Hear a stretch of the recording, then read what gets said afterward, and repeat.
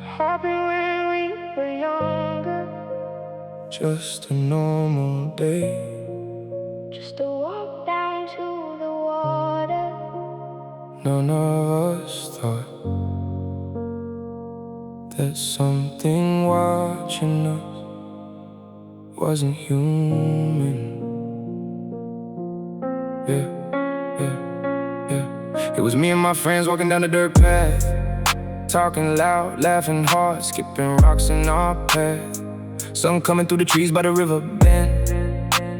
Just another day with the same old friends. Grass moving slow by the side of the trail. Water sounding calm like a quiet tale. Then one of us stopped and pointed ahead. Two snakes in the dirt, bodies tightly thread, coiled together, twisting slow in the ground. Quiet kind of moment where no one made a sound. We didn't understand what we were seeing right there. Just two snakes moving like nobody cared. Then my friend grabbed a stick from the side of the trail, said, "Watch this," like it was just another tale. Before we could say anything, he swung it down hard. One snake stopped moving right there in the yard. The other one lifted its head and slid away fast, through the grass like a shadow that vanished too fast. We laughed it off and kept walking that day, never thinking something sacred got taken away. Kumiko Niam, morning she a pay, morning she a jizong, Loni a tuakia, kontau kusun tia, da moda ganing morning da she nuno. Kuyuarau komuche, kuyeng chizong shia, kuponia yuamu tautia, hoko, koyoyo kutuponia chia.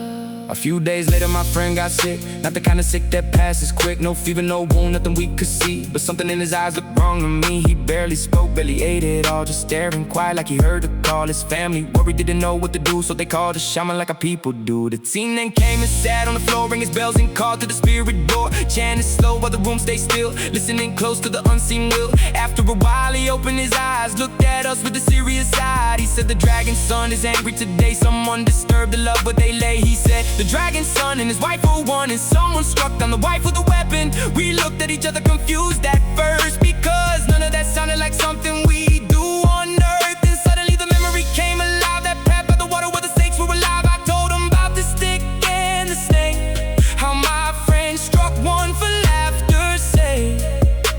The shaman nodded slow and said, "Yes, that's exactly what happened instead." Kumiko Niam,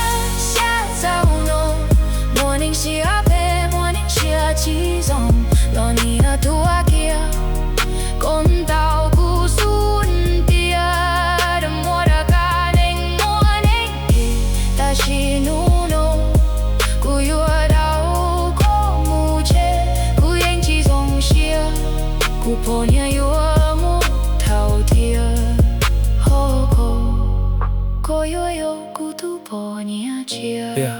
He said those snakes were not just snakes you saw, they were spirits living by dragon law. The dragon's son was with his wife that day, and your friend took the wife away. The room went silent when he spoke those words, like the air itself had suddenly turned. He said the dragon's son is full of pain, and now he wants balance to ease that pain. He said the dragon's son is calling now, trying to pull your friend somehow, because in the spirit world things must be fair. A life taken means a life to repair. He said the dragon's son want your friend to stay, to take the wise place that passed away. My chest felt cold when I heard that said. Think about the snake my friend left there. Now every time I pass that stream, I remember that day like a warning scene. Some things in this world look small and plain, but spirits are living inside that frame. Kumiko Niam, morning she a pay, morning she a jizong, Loni a tuakia, kontau kusun tia, da moda ganing morning da she nuno, kuyuarau komuche, kuyeng chizong shia, kuponia yuamu tautia, hoko, koyoyo kutuponia chia. We thought it was just two snakes, but sometimes the things we see aren't really